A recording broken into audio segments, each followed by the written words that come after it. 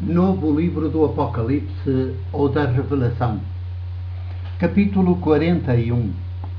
Título: E se a democracia é o poder no seu pior? 1. Os povos, diz-se e assume-se, como um daqueles primeiros princípios que não precisam de ser provados, não podem viver sem o poder. É ponto assente e um dado adquirido, óbvio. Nascemos sob o poder, crescemos sob o poder, e a ambição maior que podemos ter na vida é virmos a fazer parte do poder, quanto mais no topo da pirâmide, melhor. Parece até que para isso nascem as elites, para serem poder. Os pais e as mães, sobretudo os pais, o que mais desejam é que algum dos seus filhos, alguma das suas filhas, seja guindado a lugares de proa no poder. Sentem-se felizes, realizados, e até dizem com orgulho que valeu a pena tanto sacrifício e tanto investimento na sua formação. Há inclusive pais e mães que desde cedo trabalham para este objetivo. São os que têm posses materiais de monta, os que já têm ou tiveram algum ou alguns dos seus ascendentes mais próximos no poder. Os seus filhos, as suas filhas, já nem frequentam as escolas públicas, avançam desde as primeiras letras para colégios particulares, os mais referenciados como colégios de elites e para-elites. 2. O simples homem da rua, o cidadão comum, afina pelo mesmo diapasão e também está firmemente convicto de que sem o poder a sociedade e as nações seriam ingovernáveis, uma selva onde o mais forte comeria o mais fraco, ou o poder ou o caos. Viva o poder!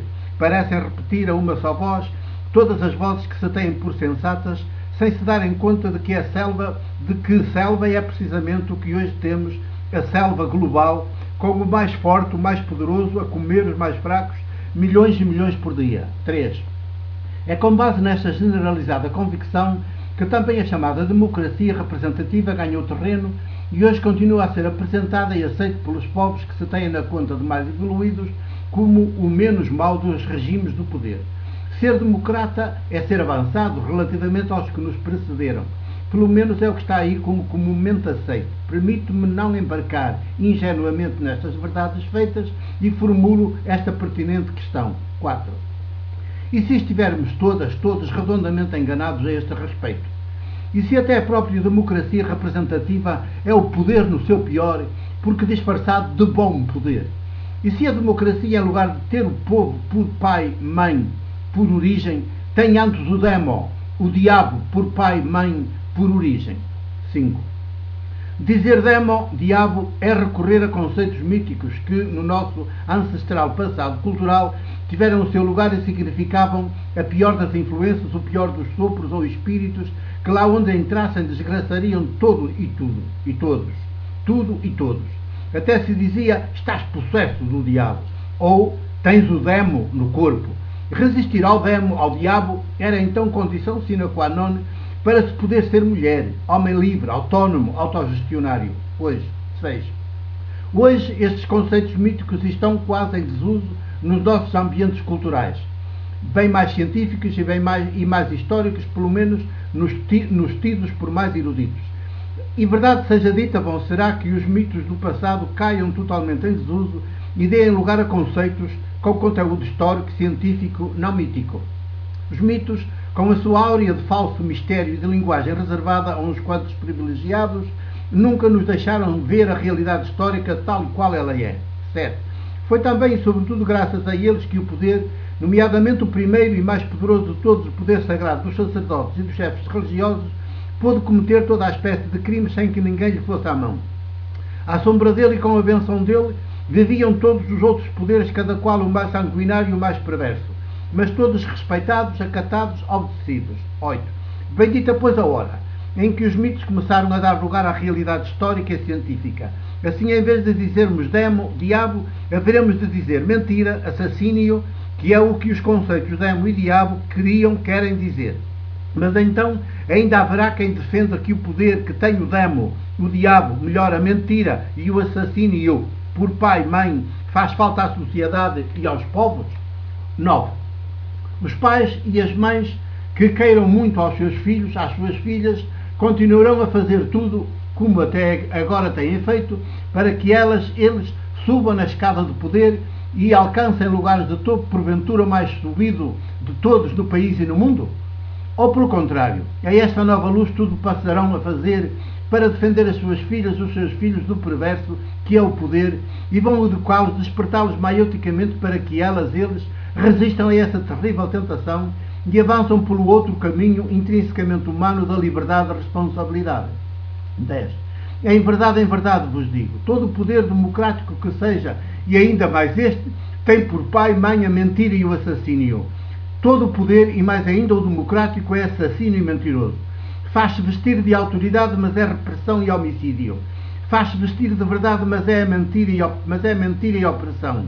Dentro do poder, no âmbito do poder, de todo o poder, não há verdade, nem vida, nem abundância para todos. Tampouco há autoridade, só prepotência. 11. Por isso, ninguém de bom senso, em seu perfeito juízo, deverá aceitar ocupar lugares de poder ao longo da sua vida na história. E ninguém de bom senso e em seu perfeito juízo deverá aceitar, respeitar, obedecer ao poder. A postura saudável perante o poder é da resistência ativa e do distanciamento mais completo. É deixá-lo falar sozinho. 12. Enquanto não conseguirmos derrubá-lo, podemos ter de lhe entregar parte do nosso dinheiro, que ele nos extorque à força, mas nunca haveremos de lhe dar a nossa alma, a nossa inteligência, a nossa capacidade, o nosso tempo, a nossa dedicação, a nossa colaboração ativa. O poder é como o espinheiro dos povos, que estes deverão derrubar quanto antes, porque só produz espinhos e abrolhos, e para se perpetuar no tempo, mata, rouba e destrói sem escrúpulos. 13. Já pensaram o que seria a sociedade, que seriam a sociedade e o mundo sem o poder? Só com mulheres, homens livres, responsáveis todos por um e um por todos? E por que havemos de dizer que isso é uma utopia? Porque não havemos de nos convencer de que isto é o projeto político que estamos chamados a realizar na história. Fora da verdade e da vida em abundância para todos, não há autoridade. Só há o poder que mata e mente. Só há prepotência. 14. De Jesus, o do Evangelho de João, registra a comunidade que o escreveu, em forma de entusiástico testemunho, esta afirmação que nunca o poder e um homem do poder alguma vez poderão fazer sua. Nasci e vim ao mundo para dar testemunho da verdade, e todo o que é pela verdade escuta a minha voz. Sabem em que circunstâncias esta afirmação é feita? Quando Jesus, neste Evangelho, já está preso e a ser sumariamente interrogado, julgado por Pilatos, o do Império Poder de Roma em Jerusalém, no ano 30 da Era Comum. 15. A afirmação neste contexto adquire ainda mais força. São o homem e o poder frente a frente. Pela primeira vez, a história como que ficou suspensa, a ver por que via ou caminho iríamos prosseguir a partir desse momento. Se pela via do poder, que é assassino e mentiroso, se pela via da liberdade e responsabilidade. Conhecemos o desfecho. O poder império nem sequer entendeu a afirmação de Jesus, porque o poder só entende do que lhe é próprio, que é matar, roubar e destruir, e por cima de tudo ainda mente sempre, para que a mentira repetida de geração em geração passe finalmente por verdade. 16. Jamais passará. E a prova está aqui neste frente a frente do homem e do poder. Para nosso mal, para nossa desgraça, neste frente a frente a via do poder império esmagou a da liberdade e responsabilidade. E o povo que assistiu a este duelo, em lugar de chorar e de se levantar ali mesmo numa insurreição de liberdade e responsabilidade, esmagaria o poder para sempre e em seu lugar ficava na história a via da liberdade e responsabilidade, aplaudeu, cantou, dançou e festejou a vitória do poder. Assinou nesse momento a sentença de morte, antes de mais do homem que estava frente a frente com o poder e a sua própria. 17. A história, que deveria ser uma espécie de parteira a fazer nascer, crescer mulheres, homens livres, responsáveis, até dimensões que nem imaginar podemos, continuou a ser até hoje e por quanto tempo mais? O que todos nós sabemos, um pesadelo, um inferno de horrores, de ódios, de mortes pela violência, de carnificina, de guerras, de mentiras, tudo à mistura com muita religião e muita idolatria, o mais refinado ópio do povo que o poder tão bem sabe produzir e distribuir entre as suas vítimas. 18. E está então tudo perdido e sem saída? Quando mais parecia que sim, eis que algumas mulheres primeiro e por influência delas também alguns homens depois começaram a experimentar no mais fundo de si mesmos que o frente a frente do homem e do poder, afinal, não tinha terminado ali no pretório de Pilatos, o do Império de Roma. Explodeu surpreendentemente também dentro de cada uma delas, cada um deles. Jesus não era o único. Era apenas o primeiro e o último, o alfa e o ômega da humanidade e da história, o pleno, a plenitude do humano, o caminho, a via que todos haveríamos de seguir e prosseguir, pois como ele, também nós todos nascemos e viemos ao mundo para dar testemunho da verdade. Isto é, nascemos e viemos ao mundo para crescermos em liberdade e responsabilidade, não em poder. 19. O poder está aí também, mas apenas como tentação, a que havemos de resistir ativamente, nunca alinhar com ele, nunca embarcar nas suas mentiras, nem nas suas políticas, muito menos nas suas economias, até que ele caia de podre por falta de servidores, já que toda a nossa aposta vai no sentido de nos tornarmos de geração em geração mulheres, homens livres, responsáveis, todos por um e um por todos. Poder, nunca mais. 20. É complicada esta via? De modo nenhum. Complicada é a via do poder, assassino e mentiroso. Complicada e desgraçada e onerosa. Em vidas humanas, mortas pela fome, pelas guerras, pela miséria, pelas doenças curáveis, mas não medicadas nem acompanhadas. E onerosa também em riqueza gasta. O poder é um sorvedor de riqueza produzida.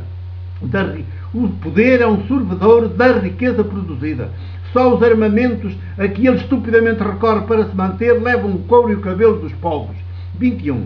Ao contrário, a via da liberdade, responsabilidade que é a de Jesus e só pode ser também a de todo o ser humano que vem a este mundo, é a via da vida em abundância e da paz. Será assim tão difícil mudarmos de postura na história? Em vez de insensatamente continuarmos a optar pela via do poder e a educar e despertar as nossas filhas, os nossos filhos, para subirem na escada do poder, porque não havemos de optar pela via da liberdade e responsabilidade e educar e despertar as nossas filhas, os nossos filhos, para entrarem também por ela? E em lugar de subirem e continuarem a matar, roubar e destruir, descerem até às vítimas e acompanhá-las meioticamente, para que elas se levantem em sucessivas insurreições desarmadas, todos por um e um por todos. 22. Já sabem que é por aqui que vou. Ousemos, pois, com simplicidade e verdade, sermos este poema vivo como Jesus, em vez de sermos monstro vivo como Bush, só para dar um exemplo da nossa atualidade. E a história acabará por ser jesuânica juntamente com a humanidade. De outro modo, nem sequer teremos futuro, porque só Jesus dá um poder, é o futuro do ser humano e do próprio cosmos. Entremos por ele dentro, os ateus e os crentes que nos reclamamos da sua mesma fé, porque afinal o crucificado pelo poder é o nosso futuro, o futuro do ser humano. Deixemo-nos nascer de novo, do alto, do sopro de Jesus, o homem por antonomasia, nunca mais do sopro do poder, intrinsecamente e compulsivamente assassino e mentiroso. 2008, janeiro 10. É o fim do capítulo 41 de Novo Livro do Apocalipse ou da Revelação. O meu abraço e o meu beijo de presbítero da Igreja do Porto.